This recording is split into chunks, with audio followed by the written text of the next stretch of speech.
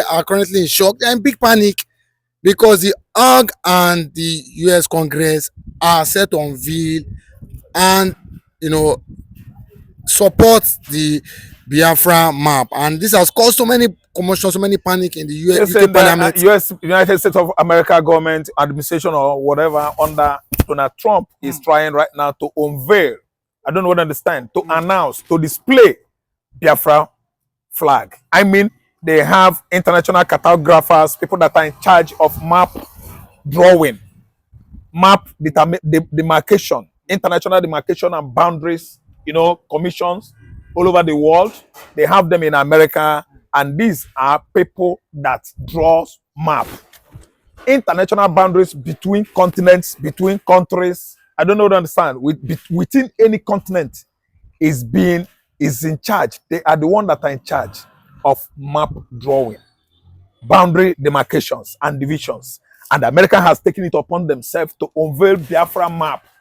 And this has led to the UK, the British, let me say, imperialists, the British slave masters, frowning their face at Donald Trump, that Trump is trying to destroy what they built over the years. But I want to ask questions. Britain actually left Nigeria in 1960. What else does the British man want anymore? Again, I think they should have just gone back to Britain and began a roadmap of, let me say, oil exploration of tin. Other mineral resources are still massive in the UK. Why trying to capitalize and rely on Biafra black gold? If you look at Nigeria today, the exploration of oil in Nigeria started in 1959, and it was all along the Biafra international water shelves. The whole coastal states of Biafra are the Akwa Ibom, Cross River, River State, Bayelsa. Are you listening to me? Anambra, Imo, Abia, Delta States, including Edo State. All these are Biafra coastal states, and they are rich in oil production. What is it that Britain wanted again after leaving Nigeria in 1960? Now, this is a big question. You know what? Donald Trump is a man that has come to violate the Britain. The Britain over the years actually thought that we are in their own civilization and technology. But as I've done my visible studies, my research. We are no longer in the world of Britain right now. We are under American civilization and technology. You can see what Britain, in conjunction with Israel, is doing to the axis of evil. An evil axis that's responsible for all the terrorist attack, arsonist attack in Europe, in Asia, across the globe. America and Israel have sworn to destabilize the children of Cain and devil called Iran. The Persian Gulf is on fire right now because America has taken it upon themselves in conjunction with Benjamin Netanyahu to dismantle Iran Islamist regime that started in 1979. Let me tell you, 40-something years ago. Yes, they dethroned Shah. Shah was the former leader of Iran. Ayatollah Khomeini, Ali Khomeini, or what is his name? They dismantled the regime of this man, and they began with this kind of Sharia law-driven administration or regime. I don't know what to understand. So Israel and America, they are doing good work.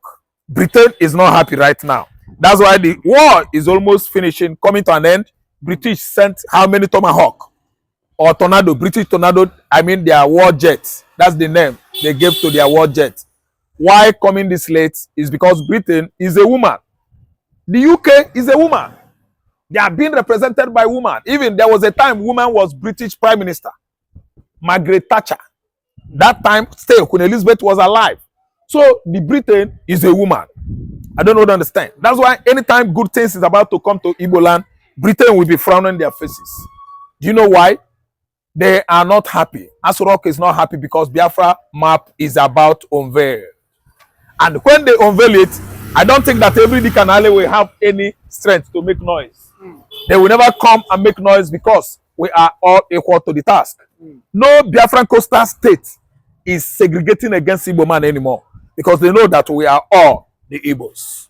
Biafra administration is the latest pain and headache of Aso Rock administration of Bola Ahmed Tinubu. When Tinubu has played his politics in the past against the Igbo man in Lagos State, he actually thought that if he contested in 2023 that Igbo man was going to vote for him. But after all said and done, what happened? An Igbo man in Peter Greg Obi carried out the day, and the Tinubu shamelessly paid INEC huge money to steal mandate. Allegedly, yes. Allegedly stole a mandate that belonged to Peter Greg Obi. And let me tell you, I don't use the word allegedly again. Do you know why? It is too obvious that Obi won an election in Lagos State. Too obvious that Obi won an election in Ekiti State. They used 2019 election in Ekiti. The document was backdated to 2019. It's all indicated on search on internet. Oga Obi, Labour Party won election, presidential election of 2023. Labour Party, Alule,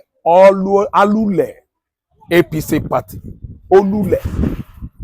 He beat them to stupidity. Labour Party was voted in Lagos State. The entire southwestern states actually voted for Labour Party. We're not even discussing about southeastern Nigeria, where Labour Party won with large margin of vote.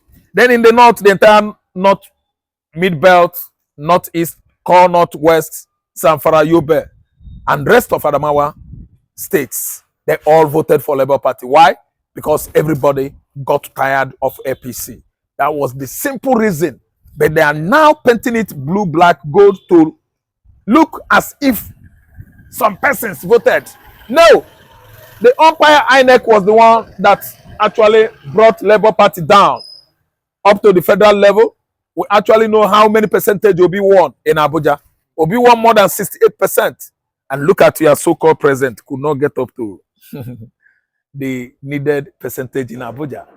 Why must I use allegedly?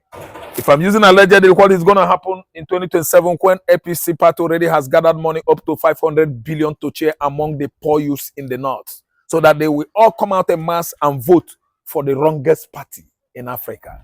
I'm telling you that we are not drilling from at least showing our anger and grievances over what is going on in this regime. I am an Igbo man. I am Nandekano man. I am Obi's man. I am Chore's man.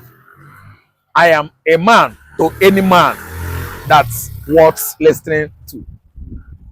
A man that works wild is a man of integrity, pedigree, a man that is good to the society. The entire society needed Omoyele Chowore. The entire society needed Mazi Nnamdi Kanu. The entire Igbo race is looking up to Mazi Nnamdi Oku Kanu. That's why I said I am their man and they are my men. I don't support worthless men, persona non grata, undesirable elements. They are all my foes and adversaries. I don't support bad things. Okay, but there's been agenda that we perpetrate online. Some are saying the president is about to visit, the British monarchy in over 40 years. No, Nigerian president. Not They're saying because of the coming of Biafra, just like what Ngozi is saying. Listen, the last time a Nigerian president paid visit to Buckingham Palace was in 1989. That was the military head of state, Badamos Babangida, visited Buckingham Palace. From 1989 till date, I think it's 37 years. It should be. So Tinubu is paying another visit to Buckingham Palace, where they will go and represent themselves so wrongly. Do you know why? The entire Nigerians are not behind him, and we don't enjoy his administration. The man is listening with his wife. It doesn't matter. His wife, that is proven to be a Christian still, turns her back on Christian genocide. I don't care anybody that claims to be a pastor after mounting the pulpit, outside the pulpit or church, who will start living a life of the hidden. The life of the hidden. They are going to visit Buckingham Palace. That's good for them. The last time was Badamos Babangida that visited in 1989. Are you listening to me? I'm telling you, if they get there, two of them, it's just like charcoal in the middle of snow. I don't care and I don't cherish such visits. Okay, but they said what will be discussed is insecurity currently ravaging Nigeria. That they want to, foster more, or make the relationship between Nigeria and UK stronger as regards insecurity, as regards trade and aid in Nigeria. But these people are saying Britain have never come out to speak against the plight of people in Nigeria. Britain has never spoken against Christian genocide because Britain are the one that handed weapons and born to rule ideology to Fulani Janjaweeds.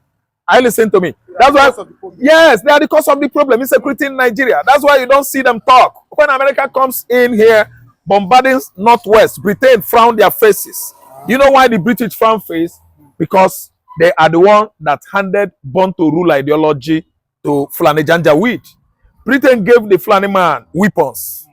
I don't know what to understand. Denying the Yoruba man and the Igbo man weapons. They are the one that tutored the Fulani that if you have arms, you are the king in Nigeria. And actually they handed arms to the Fulani Janjaweeds. So what is going on is that the entire northern Nigeria is being ravaged by the terrorists, bandits like Karua Mamuda, and who are the people responsible for all these terrorist platforms I named. They are the Fulani Janjaweeds. And the Janjaweeds are under the control of the British man. That's why Fela sang in his music, Imam, Fulani man is an imam in the north with low mentality.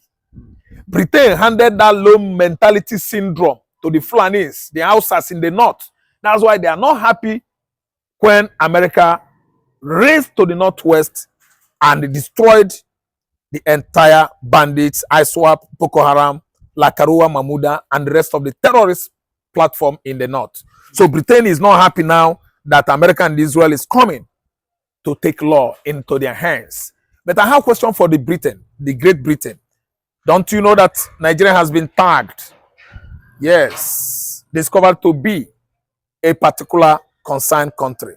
A country of particular concern, anything is possible in that country. So that's why America and Israel is coming to take law into their hands here. And there's no how Britain could do anything because Britain is the principal cause of Nigerian problem today. Whether political impasse, whether religious impasse or crisis, Britain is the one. Instead of employing think tanks, intelligent, let me say, erudites in Nigeria, I don't know what to understand, intellectual spurious in Nigeria, Britain went to Imam, Alpha, Sheikhs, and give them the power. What did the Britain call Dr. Nnamdi Azikiwe? Ceremonial president. What did the Britain call the Nigerian Prime Minister then? Abubakar Tafawa Balewa, a Prime Minister, a Prime Minister that did not go to school.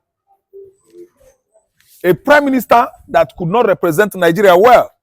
While the educated scholar, Mazi Nnamdi Azikiwe, was called ceremonial president. Just imagine. Britain is the chief cause of Nigerian political crisis. Religious crisis and impasse going on across Nigeria is caused by Britain by themselves. That's why they employ the Fulanis, the Janjaweeds, to take care of Nigerian weaponry. The Fulanis are in charge. That's why they are messing everywhere. And if you study Nigerian government, each and every government that comes and goes in Nigeria constitutes almost 75% the Fulanis. And they are all terrorists. I think time has come for Nigerians to turn their back on Islamization process going on